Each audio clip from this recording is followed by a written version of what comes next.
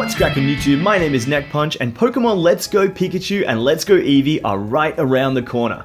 Now, I'd be lying if I said I was particularly interested in playing these games, but what I am pretty excited about is what they signify.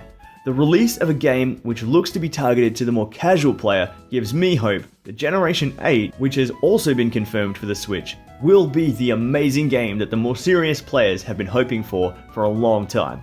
I'm already getting pumped to think about what new mechanics a Gen 8 game could possibly introduce, and because speculation is always more fun with friends, today I'm joined by some Northern guy as we look at 5 game mechanics that we want to see in Generation 8. Alright there trainers, I'm some Northern guy. Like NeckPunch said, in this video we're looking at 5 mechanics we want to see in Generation 8. And when you're done here, over on my channel, we've been looking at the 5 rumours about Pokemon on the Switch that we really want to be true. So be sure to head over to some Northern Guy's channel to check out the other half of the discussion. Now kicking this list off is a mechanic that looks to be returning in the Let's Go series, and that's the mechanic of Pokemon travelling with you in the overworld. Previously, we only saw this with Pikachu in Pokemon Yellow, a handful of Pokemon in the Amity Square of Gen 4, and then with any partner in Heart Gold and Soul Silver. And ever since they took it away, fans have been asking for it back. It's such a fun mechanic that really added to the immersive atmosphere of the game and helped it to feel real. The main problem with it back then was that the overworld sprites were all the same size, so it did look a little ridiculous being followed by a tiny Snorlax or a giant Caterpie. But we knew what it meant. In Gen 7, correctly sized Pokemon appeared everywhere in the overworld. And what really grinds my gears is that in Ultra Sun and Ultra Moon, Hau gets to have his starter following him around, but we don't, leaving us all asking the question, how is that fair? Yeah, that's right, I went there. Let's Go looks to be bringing back the mechanic, and we can only hope that they'll keep it in Gen 8 when hundreds more Pokemon are added back into the game. I'd actually love to see this mechanic built even further into the game. Perhaps it could be an unlockable feature only for a Pokemon at a certain level of friendship or affection. What I love about the gameplay footage I've seen of Let's Go is how every Pokemon follows you in a different sort of way. But what'd really make it cool is if all the smaller Pokemon had the option to sit on your head or shoulder rather than just having to fall behind. Poor old Caterpie. It'd be amazing to see Pokemon following you again, but I agree that more realistic sizes in the overworld would be a bit of an issue. They could limit it to specific Pokemon, but it'd be a real shame if your favourite wasn't amongst the chosen few. But I do like the idea of smaller Pokemon riding on your shoulder, just like Pikachu and Ash. And if I had something like an Arcanine or a Stoutland, you better believe I'd ride them around like I own the place.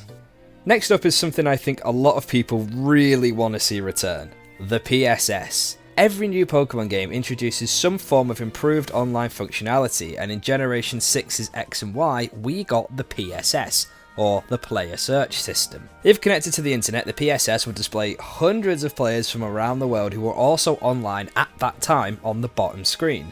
And what's more is that you could challenge any one of them to a battle, or invite them to a trade whenever you wanted without having to leave the overworld. You had a recent players list which could let you add people as friends without needing to go into your 3DS settings, and of course a friends list to display them in once you've added them. Then along came Sun and Moon and BAM!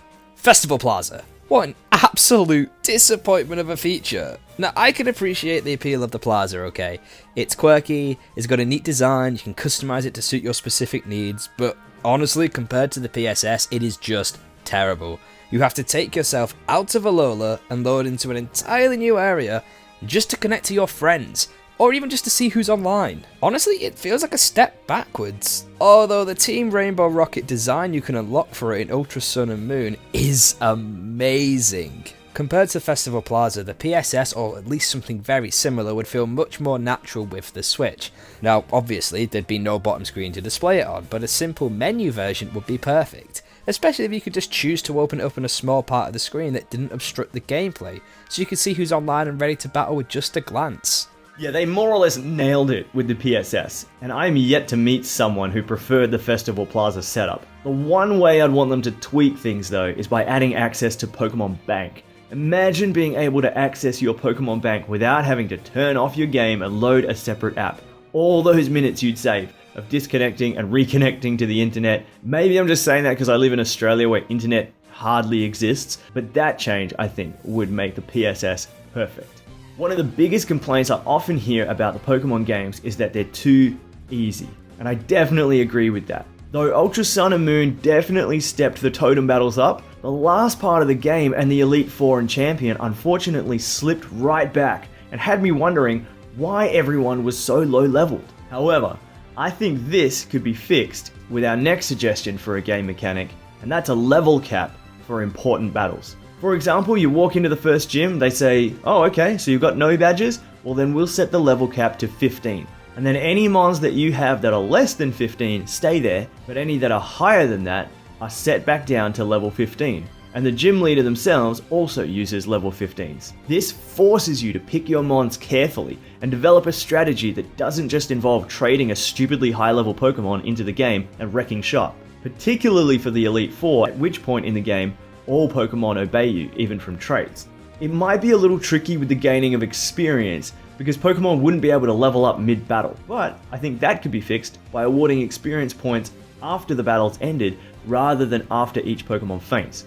And that'd also make sense because, in real life, I'd argue that you gain more experience from reflecting on something you've done rather than just doing that thing. There's definitely still some drawbacks. I recently beat Pokemon Y with only unevolved Pokemon, which would have been impossible with such a level cap, at least for me. And I know a lot of younger players who would probably lose interest in the game if they couldn't steamroll their opponents. But at the very least, I'd like it to be an optional feature that you could switch on. I'd also really like to see this. Ultra Sun and Moon really stepped up the difficulty and it was great. Though I have to say, I definitely want this as a mechanic we could choose to turn on and off. Sometimes you want an easy playthrough just for the fun of it, At the very least, it should be something we can select when we start a new save file, similar to how the 3DS Fire Emblem games do it. Next up is a feature I personally believe would go really well hand in hand with the Switch's online functionality. The return of secret bases and the Underground from Gen 4. First of all, secret bases were a great feature introduced in Generation 3, and auras made it even easier for you to discover other players' bases. You could even turn your secret base into a mini gym. Second, the Underground in Sinnoh was an absolutely amazing feature that I think was severely underestimated. For those not in the know, the Underground is a wide network of tunnels that expands all over the Sinnoh region. It was essentially Diamond, Pearl and Platinum's version of secret bases. You can drop into the Underground whenever you like, similar to the Festival Plaza, and explore to find fossils, rare items, and build a secret base just like in Gen 3. Difference being the Underground was actually fun, unlike the Festival Plaza. Now if you and your friends got together locally, then you could all run around the Underground together and see each other moving around in real time. You could go to each other's bases and steal each other's flags, set traps for each other. It was so much fun. So bringing back secret bases and the Underground for the Switch would be perfect. As long as you're connected to Wi-Fi, bases could be added to the game in real time. And I can picture the Underground being an online feature as well, letting you team up with other players to dig for fossils or just have a laugh by setting traps for each other. Maybe we could have some online mini-games that you access through the Underground network. And it would also hint at Gen 4 Remix as well if they did it. I never really made much use of the secret bases because I didn't have friends who play Pokemon online until now. But now that I finally do, I would love to see this feature return so that I can finally get in on the fun. I think it'd be particularly cool if there were certain little pockets of the overworld, maybe the equivalent of hidden grottos, that could only be accessed by coming up from the Underground. And maybe that's the new way to get hidden ability mons. But finally, probably the mechanic that I most want to see added, and that's experience points awarded for online battling. It always bothered me that Pokemon would gain experience from in-game battles, but would learn nothing from online battles. It just didn't make sense. What makes one battle more educational for my Pokemon than another? Nothing, right? But more than that, imagine if instead of grinding against low-level wild Pokemon, you could level up your Pokemon by battling your friends. Think of how much more social that would make the game of Pokemon. It would be so much fun, and there'd be so much more incentive for people to connect online.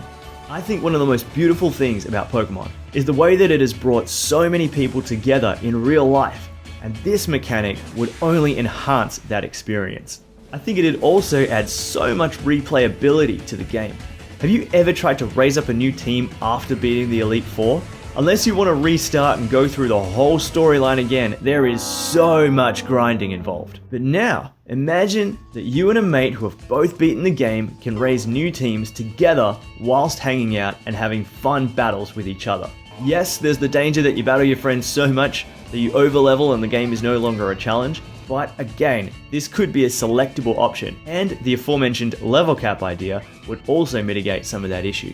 This was actually something that really annoyed me as a kid, and I even tried to battle my friends on red and blue just so I could level up my team. I agree that this would be a very interesting mechanic to add, since with it, once you defeat the main game, your goal would become be the strongest out of all your friends. You battle them to grow your power, to expand your knowledge, and you level up together like true rivals should. But I think just like the level cap mechanic, this needs to be something we can toggle on and off. There's a lot of room here to just abuse the mechanic and just grind up with your friends continuously so you have level 100s before you face the Pokemon League. But hey, if that's how you want to play Pokemon, go for it.